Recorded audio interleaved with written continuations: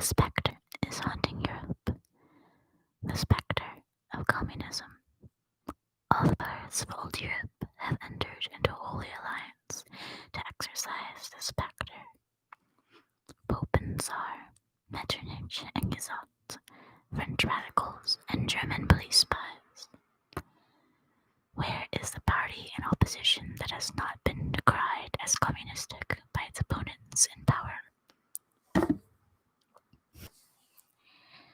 Where is the opposition that has not hurled back the branding reproach of communism against the more advanced opposition parties, as well as against its reactionary adversaries? Two things result from this fact. One, communism is already acknowledged by all European powers to be itself a power. Two, it is high time that communists should openly, in the face of the whole world, publish their views, their aims, their tendencies, and meet the nursery tale of the spectre of communism with a manifesto of the party itself. To this end, communists of various nationalities have assembled in London and sketched the following manifesto, to be published in the English, French, German, Italian, Flemish, and Danish languages. 1. Bourgeois and proletarians. The history of all hitherto existing society is the history of class struggles. Freeman and slave, partisan and plebeian, lord and serf, guild master and journeyman, in a word, oppressor and oppressed, stood in constant opposition to one another, carried on an uninterrupted, now hidden, now open fight, a fight that each time ended either in revolutionary reconstitution of society at large, or in the common ruin of the contending classes. In the early epochs of history, we find almost everywhere a complicated arrangement of society into various orders, a manifold gradation of social rank. In ancient Rome, we have partisans, knights, plebeians, slaves; in the Middle Ages, feudal lords, vassals, guildmasters, journeymen, apprentices, serfs. In almost all of these classes, again, subordinate gradations. The modern bourgeois society that has sprouted from the ruins of federal society has not done away with class antagonisms. It has but established new classes, new conditions of oppression, new forms of struggle in place of the old ones. Our epoch, the epoch of the bourgeoisie, possesses, however, this distinct feature. It has simplified class antagonisms. Society as a whole is more and more splitting up into two great hostile camps, into two great classes directly facing each other, bourgeoisie and proletariat. From the serfs of the Middle Ages sprang the character of the earliest towns. From these bourgeoises, the first elements of the bourgeoisie were developed. The discovery of America, the rounding of the Cape, opened up fresh ground for the rising bourgeoisie. The East Indian and Chinese markets, the colonization of America, trade with the colonies, the increase in the means of exchange, and in commodities generally, gave to commerce, to navigation, to industry, an impulse never before known, and thereby to the revolutionary element in the tottering feudal society a rapid development. The feudal system of industry, in which industrial production was monopolized by closed guilds, now no longer sufficed for the growing wants of the new markets. The manufacturing system took its place. The guild masters were pushed on one side by a manufacturing middle class. Division of labor between the different corporate guilds vanished in the face of division of labor in each single workshop. Meantime, the markets kept ever growing, the demand ever rising. Even manufacture no longer sufficed. Thereupon, steam and machinery revolutionized industrial production. The place of manufacture has taken by the giant modern industry the place of the industrial middle class by industrial millionaires, the leaders of the whole industrial armies, the modern bourgeois. Modern industry has established the world market, which the discovery of America paved the way. This market was given an immense development to commerce, to navigation, to communication by land. This development has, in its turn, reacted on the extension of industry, and in proportion as industry, commerce, navigation, railways extended, in the same proportion the bourgeoisie developed, increased its capital, and pushed into the background every class handed down from the Middle Ages. We see, therefore, how the modern bourgeoisie is itself the product of a long course of development, of a series of revolutions in the modes of production and of exchange. Each step in the development of the bourgeoisie was accompanied by a corresponding political advance of that class, an oppressed class under the sway of the feudal nobility, an armed and self-governing association in the medieval commune. Here, independent urban republic, as in Italy and Germany, the taxable third state of the monarchy, as in France, afterwards in the period of manufacturing proper, serving either the semi-feudal or the absolute monarchy as a counterpoise against the nobility, and, in fact, cornerstone of the great monarchies in general. The bourgeoisie has at last, since the establishment of modern industry and of the world market, conquered for itself the modern representative state, exclusive political sway. The executive of the modern state is but a committee for managing the common affairs of the whole bourgeoisie. The bourgeoisie, historically, has placed a most revolutionary part.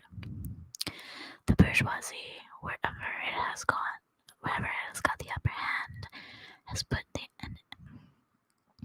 an end to all feudal, patriarchal, idyllic relations, and has pitilessly torn asunder the motley feudal ties that bound man to his natural superiors, and has left remaining no other nexus between man and man than naked self-interest, than callous cash payment.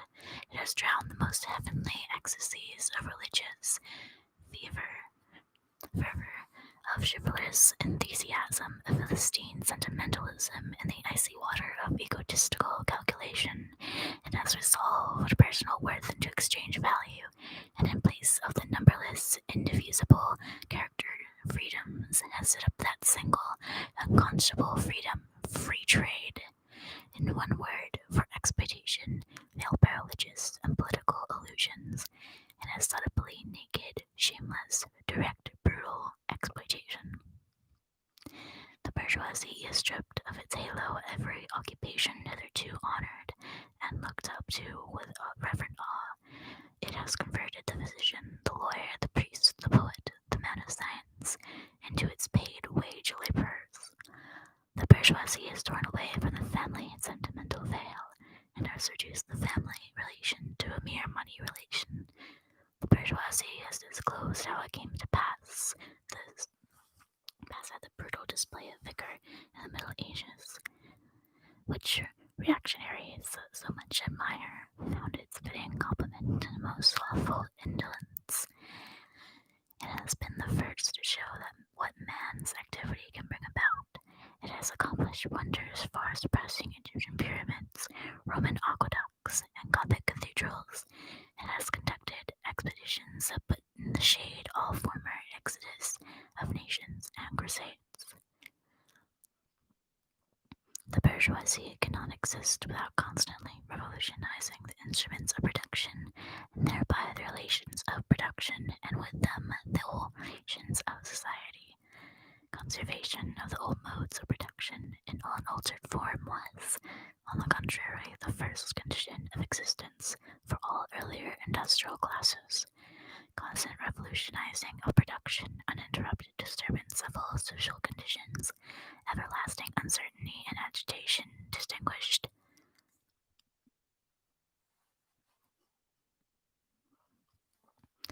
the bourgeois epoch from all earlier ones. All fixed, fast frozen relations, with their train of ancient and venerable prejudices and opinions, are swept away. All new formed ones become antiquated before they can ossify. All that is solid melts into air, all that is holy is profaned, and man is at last compelled to face with sober senses his real conditions of life and his relations with his kind. The need for a constantly expanding market for its products chases the bourgeoisie over the entire surface of the globe. It must nestle together, settle everywhere, establish connections everywhere. The bourgeoisie has, through its exploitation of the world market, given a cosmopolitan character to production and consumption in every country.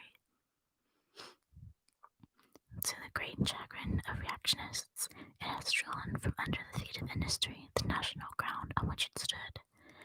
All old established national industries have been destroyed or are daily being destroyed. They are dislodged by new industries. Introduction became a life and death question for all civilized nations by industries that no longer work up indigenous raw material, but raw material drawn from the remotest zones.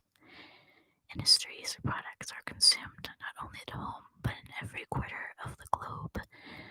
In place of the old ones, satisfied by the production of the country, we find new ones, requiring for the satisfaction the products of distant lands and climes. In place of the old local and national seclusion of self-sufficiency, we have intercourse in every direction, universal interdependence of nations. And as in material, so also in intellectual production, the intellectual creations of individual nations become common property. National one-sidedness and narrow-mindedness become more and more impossible, and from the numerous national and local literatures there arises a world literature.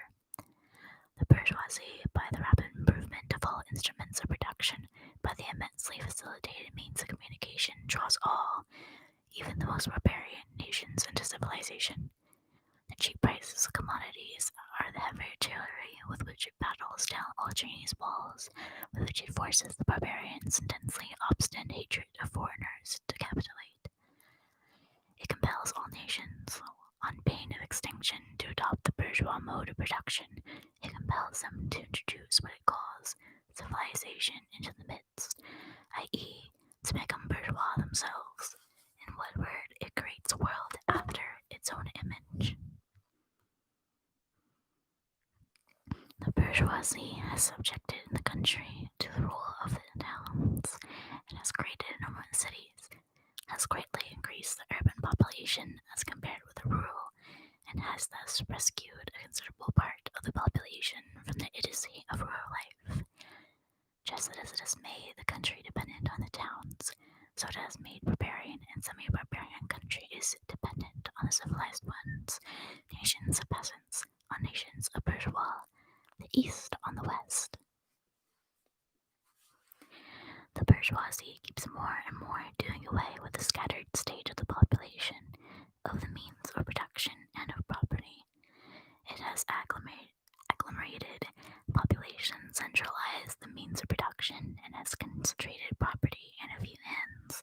The necessary consequence of this was political centralization, independent or but loosely connected provinces with separate interests, laws, governments, and systems of taxation became lumped together into one nation, with one government, one code of laws, one national class interest, one frontier, and one customs tariff. The bourgeoisie, during its rule of scarce for 100 years, has created more massive and more colossal production forces than have all preceding generations together. Subjection of nature's forces to man, machinery, application of chemistry to industry and agriculture, steam navigation, railways, electric telegraphs, clearing of whole continents for cultivation, canalization of rivers, whose populations conjured out of the ground what earlier century had even a presentiment that such productive forces slumbered in the lab of social labor.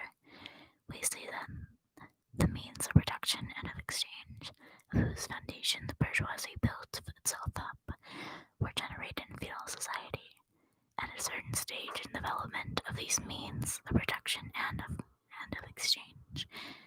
The conditions under which feudal society produced and exchanged the feudal organization of agriculture and manufacturing industry. In one word, the feudal relations of property became no longer compatible with the already developed productive forces. They became so many fetters, they had to be burst asunder. They were burst asunder.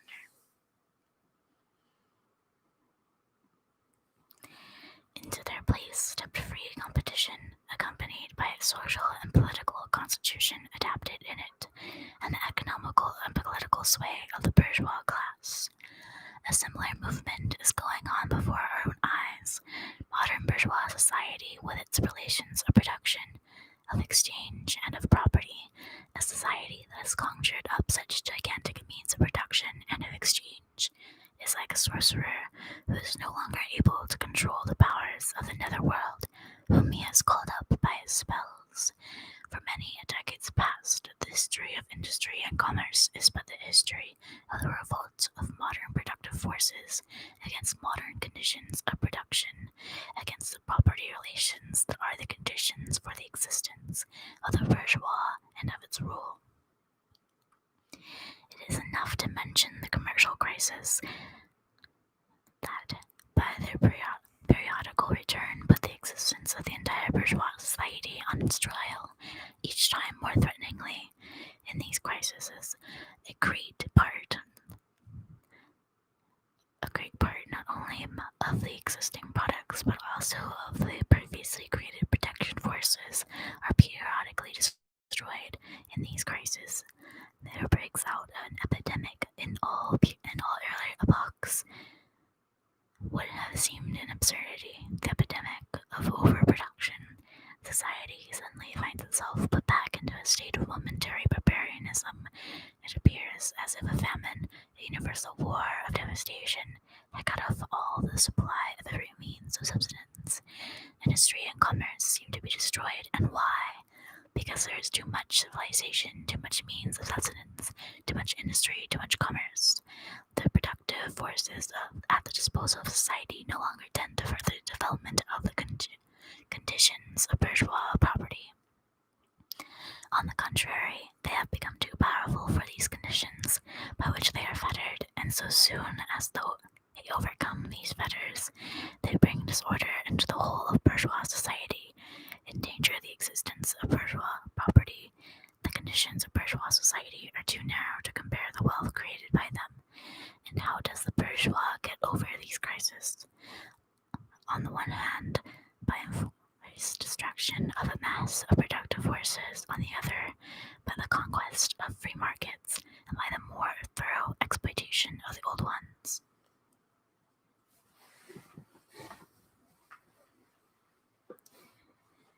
That is to say, by paving the way of more extensive and more destructive crises,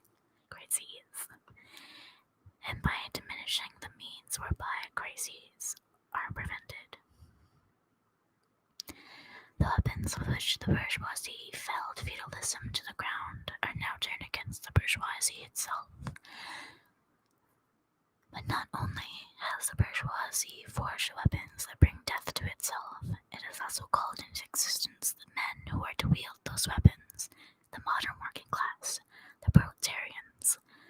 In proportion as the bourgeoisie, i.e. capital, is developed, in the same proportion is the proletariat, the modern working class, developed a class of laborers who live only as long as they find work, and who find work only so long as their labor increases capital.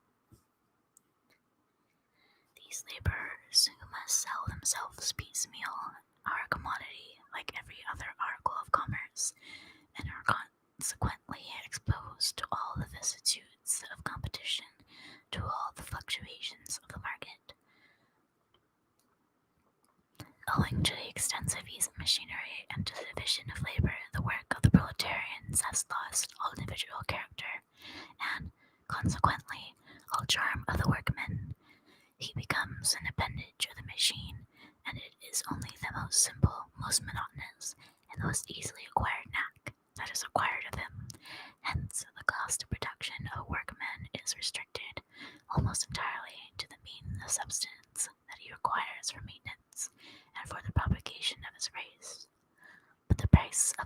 commodity, and therefore also labor, is equal to its cost of production.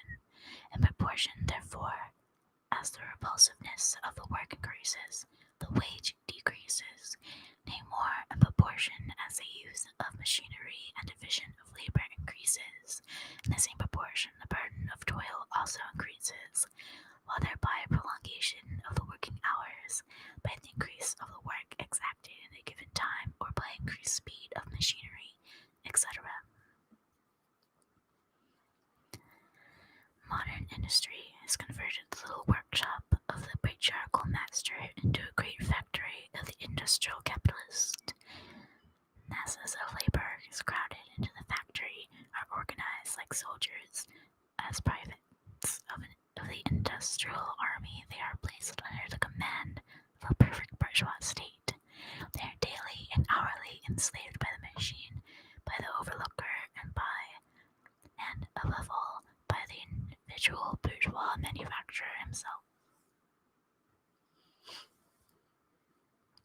The more openly the despotism proclaims gain to be its end and aim, the more petty, the more hateful, and the more embittering it is, the less the skill and exertion of strength implied in manual labor. In other words, the more modern industry becomes developed, the more is the labor of men suspended of that of women.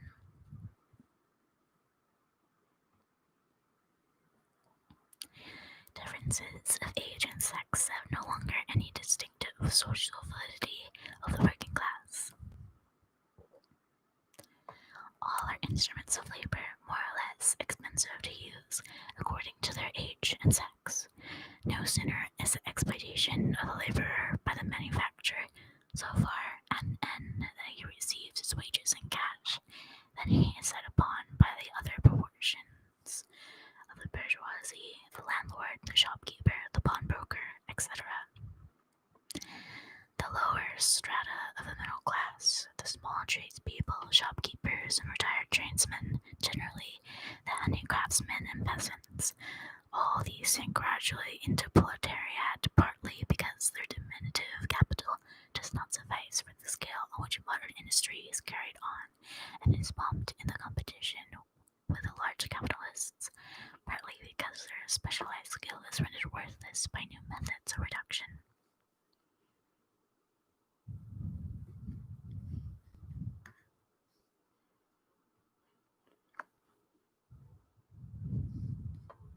I lost my place, sorry.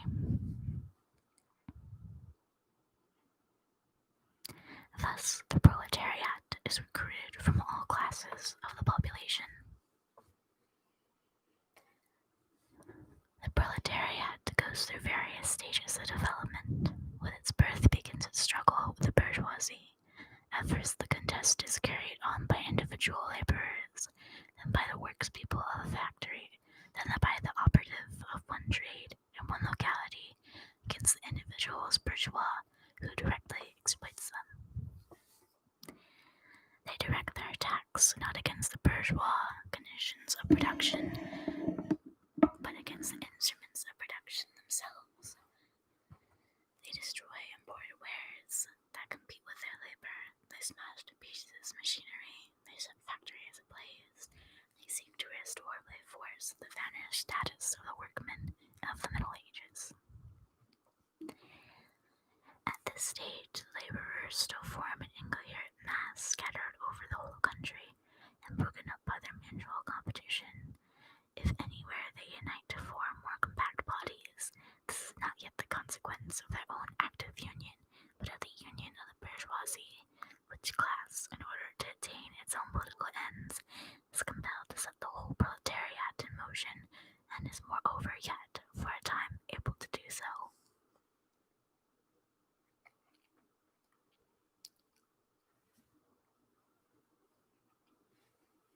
At this stage, therefore, the proletarians do not fight their enemies, but the enemies of their enemies, the remnants of absolute monarchy, the landowners, the non-industrial bourgeois, the petty bourgeois. Thus, the whole historical movement is concentrated in the hands of the bourgeoisie. Every victory so obtained is a victory of the bourgeoisie. industry, the proletariat not only increases in number, it becomes concentrated in greater masses. Its strength grows, and it feels that strength more. The various interests of conditions of life within the ranks of the proletariat are more and more equalized in proportion as machinery obliterates all distinctions of labor. Nearly everywhere it reduces wages in some low level. The growing competition among the bourgeois and the resulting commercial crisis make the wages of the workers ever more fluctuating. The increasing improvement of machinery, ever more rapidly developing, makes their livelihood more and more precarious. The collisions between individual workmen and individual bourgeois take more and more of the character of collisions between two classes. Thereupon the worker begins to form combinations, trades unions, against the bourgeois. They club together in order to keep up with the rate of wages. They found permanent associations in order to make provision beforehand for those occasional revolts. Here and there, the contest breaks out into riots. Now and then the workers are victorious, but only for a time. The real fruit of their battle lies not in the immediate result, but in the ever-expanding union of the workers. This union is helped on by the improved means of communication that are created by modern industry, and that place the workers of different localities in contact with one another. It was just this contact that was needed to centralize numerous local struggles, all in the same character, into one national struggle between classes. But every class struggle is a political struggle, and that union to attain which the bourgeois of the middle, with the burghers of the middle ages, with their miserable highways, required centuries. The modern proletarian, thanks to railways, achieved in a few years. This organization of the proletarians into a class, and consequently into a political party, is continually being upset again by the competition between the workers themselves, and it ever rises up again stronger, firmer, mightier.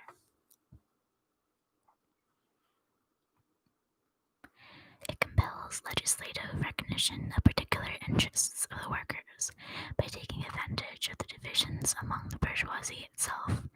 Thus, the 10-hour bill in England was carried. Altogether, collisions between the classes of the old society further, in many ways, the course of development of the proletariat.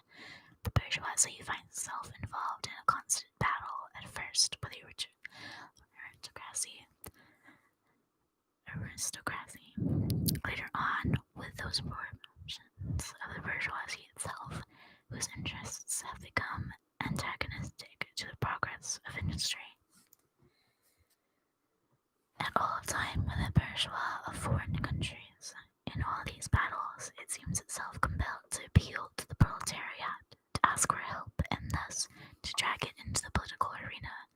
The bourgeoisie itself, therefore, supplies the proletariat with its own elements of political and general education. In other words, it furnishes the proletariat with weapons for fighting the bourgeoisie. Further, as we have already seen, entire sections of the ruling class are, by the advance of industry, precipitated into the proletariat, or are at least threatened in the conditions of existence. These also supply the proletariat with fresh elements of enlightenment and progress. Finally, in times when the class struggle nears the decisive hour, the progress of dissolution going on within the ruling class, in fact within the whole range of old society, assumes such a violent, glaring character that a small section of the ruling class cuts itself adrift and joins the revolutionary class, the class that holds the future in its hands, just as, therefore, at an earlier period of section of the nobility went over to the bourgeoisie, so now a portion of the bourgeoisie goes over to the proletariat, and in particular a portion of the bourgeois ideologists who have historical movement as a whole. Of all the classes that stand face to face with the bourgeoisie today, the proletariat alone is a really revolutionary class. The other classes decay and finally disappear in the face of modern industry.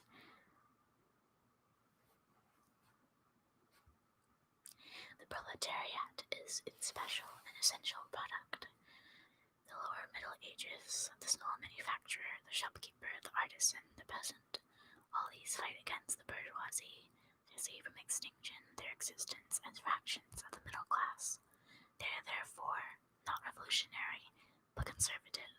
Nay, more, they are reactionary, for they try to pull back the wheel of history.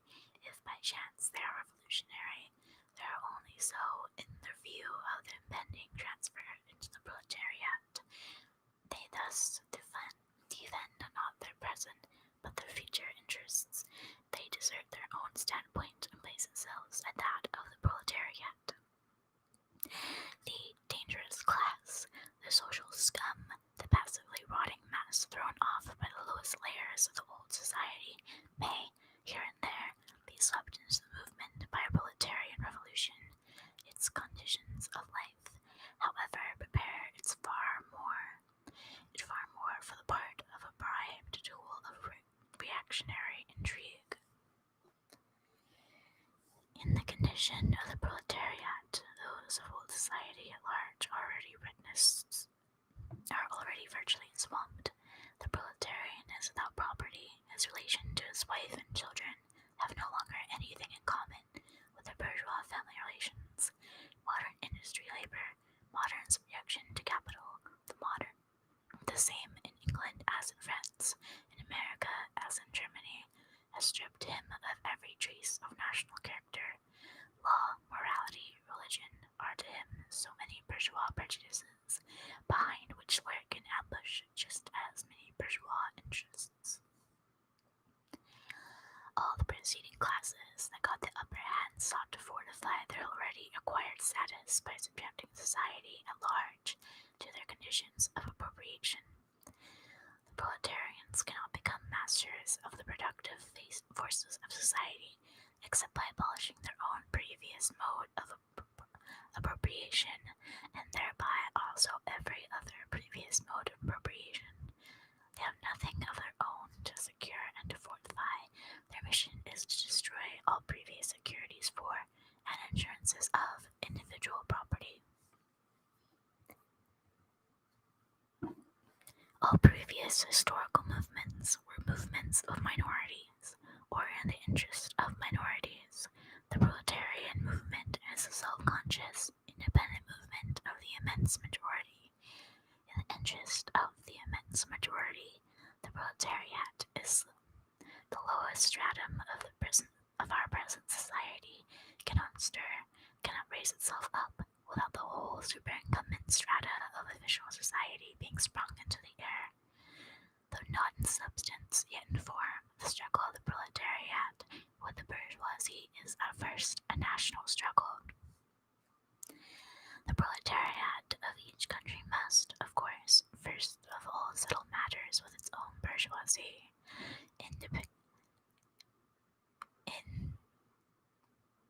In depicting the most general phases of the development of the proletariat, we trace the more or less failed civil war raging within existing society up to the point where that war breaks out into open revolution, and where the violent overthrow of the bourgeoisie lays the foundation for the sway of the proletariat. Hitherto, every form of society has been based, as we have already seen, on the antagonism of oppressing and oppressed classes. But in order to oppress a class, certain conditions must be assured to it under which it can, at least, continue its slavish existence. The serf, in the period of serfdom, raised himself to membership in the commune, just as the petty bourgeois, under the yoke of the feudal absolutism, managed to develop into a bourgeois. The modern laborer, on the contrary, instead of rising into the process of industry, sinks deeper and deeper below the conditions of existence of his own class. He becomes a pauper, and pauperism develops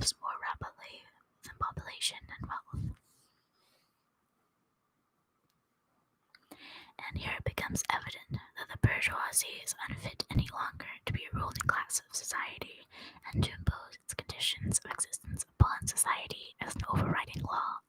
It is unfit to rule because it is incompetent to assure an existence to its slave within its slavery, because it cannot help letting him sink into such a state that it has to feed him instead of being fed by him. Society can no longer live under the bourgeoisie.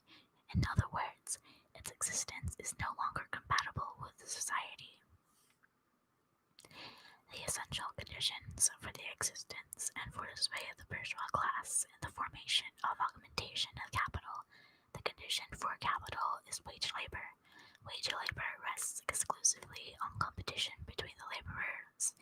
The advance of industry, whose involuntary promoter is the bourgeoisie, replaces the isolation of laborers due to competition by the revolutionary combination due to association. The development of modern industry, therefore, cuts from under its feet the very foundation on which the bourgeoisie produces and appropriates products. What the bourgeoisie therefore produces, above all, are its own grave diggers. Its fall and the victory of the proletariat are equally inevitable. End of part 1. If you enjoyed this, make sure to comment below your thoughts and leave a like. Thank you so much for joining me today. I will be reading the next parts soon.